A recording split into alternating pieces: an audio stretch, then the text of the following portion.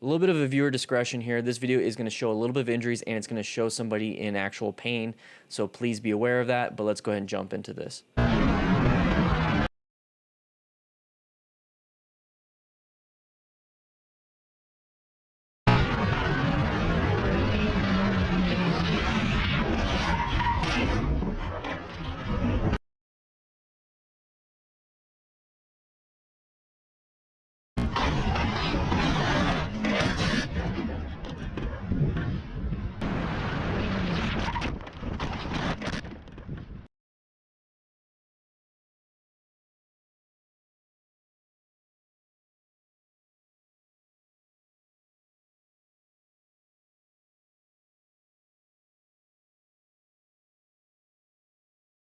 From the original video, what I'm going to be doing is reading just a little bit of the context of it. He's saying that traffic was moving around 20 to 30 miles per hour, and he says per witnesses, he was going about 70 miles per hour. He says that we will see the truck switching lanes in front. He says he was a new rider. He's only been on the bike for 2 months, and he must have panicked. In California, lane splitting is legal, but he wasn't supposed to be on the interstate with a permit.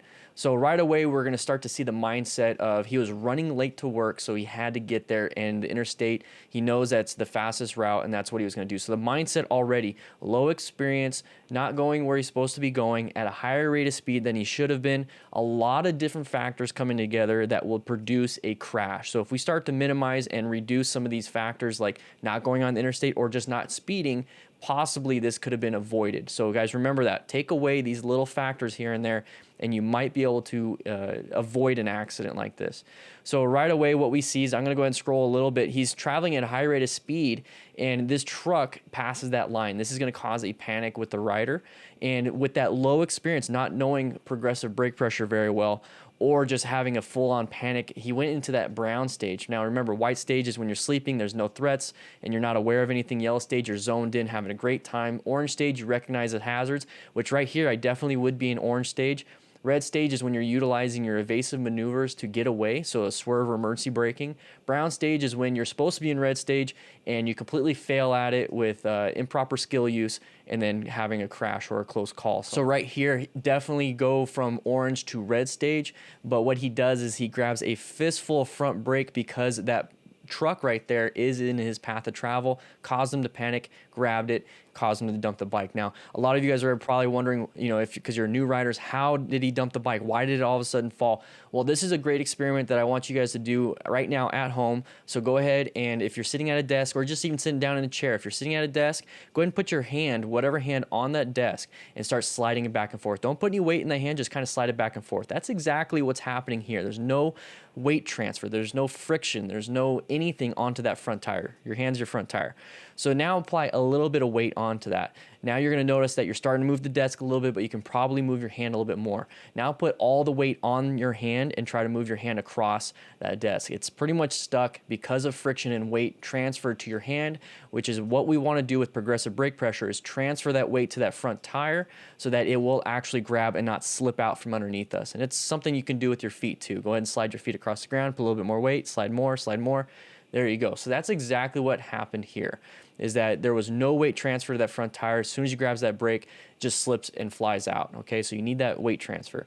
So that's what happened there, and he dumps the bike. Now, if we scroll back just a little bit, you kind of see, well, I don't have to scroll back. I'm going to go right here, is that he's not wearing any protective gear. Now, remember, guys, we're here to predict these hazards by utilizing situational awareness. We're also supposed to evade the hazards if we ever have to go into that red stage using emergency maneuvers. And then we're supposed to minimize injuries in the event of a crash with proper safety gear. There's no proper safety gear here. His situational awareness wasn't up to par when it came to what he was doing because of the lack of experience. His emergency maneuvers weren't very good either because of lack of experience. No safety gear. And then now we're having to tend to his injuries, whether somebody on the side of the road is going to be doing that or he's going to be in the hospital. And we saw that road rash.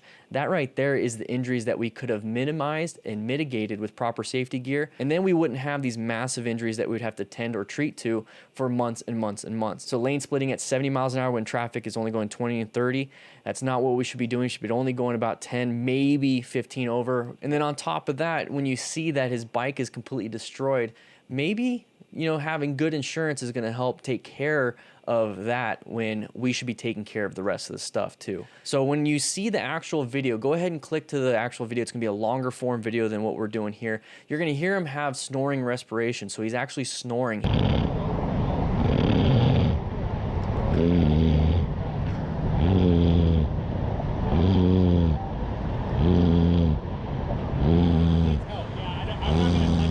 I'm on 911 right now. Yeah.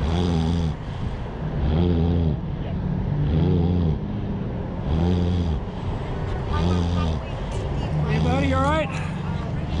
Let me hear you. That right there should let us know that he is unconscious, having a traumatic brain injury. And he even talks about not able to have sleep. He has insomnia for months afterwards, on top of not knowing what happened at the accident or at the hospital. So we start to have a lot of problems when it comes to the brain basically being injured. So I will be doing a very in-depth medical assessment on this video, so make sure you hit that subscribe button because this video will be coming out again, but I'll be focusing more on the medical side. But what I wanted to focus on this video is predicting the hazard with good situation awareness, evading with good evasive maneuvers, and then minimizing or mitigating the injuries with proper gear. So that is what you guys should be doing. We're going to learn from this one.